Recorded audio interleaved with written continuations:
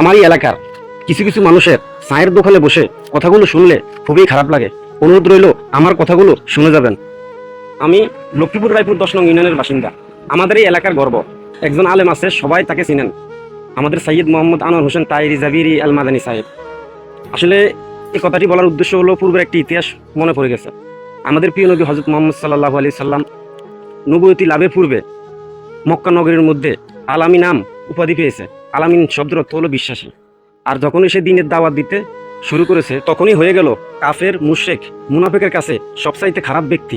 তদ্রূপ আমাদের এই এলাকার আমাদের আওলাদ রাসূল অত্যন্ত সুনামধন্য একজন ব্যক্তি।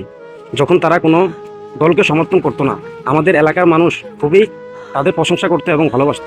যখনই তারা তাদের পরিবার প্রকাশ্যভাবে জামাত ইসলামকে সমর্থন করতেছে, এখনই আমাদের এলাকার কিছু মানুষ তাদেরকে নিয়ে কটূক্তি এবং বিভ্রান্তমূলক কথাবার্তা বলে, যা প্রকাশ্যে আসলে সহ্য করার মতো না।